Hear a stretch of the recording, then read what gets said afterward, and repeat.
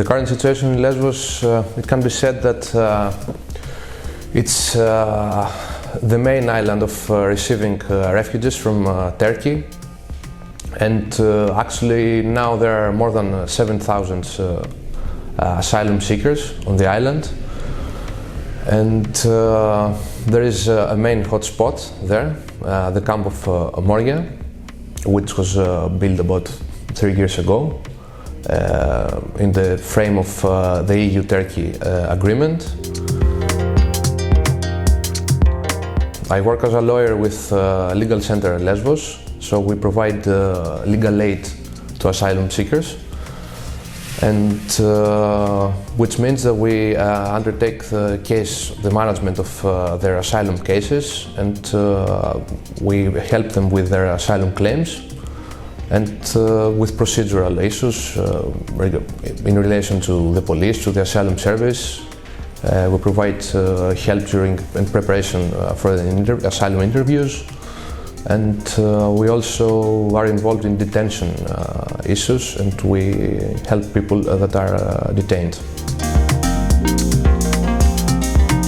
The one that is still ongoing, I mean, like providing legal aid to the asylum seekers. There are also some plans for strategic litigation, which means bringing cases to the European Court or other Supreme Courts, both national and international and European. For example, the European Court of Human Rights. But for the time being, it's very helpful that we get support regarding the current situation, because the island is full of asylum seekers who are stuck there. The prospect, it's a very complicated issue because it's a passage island, and actually it's a prison island right now, and it depends on the geostrategic, how to say it, it depends on the relations between the EU and Turkey and how they handle the refugee issue.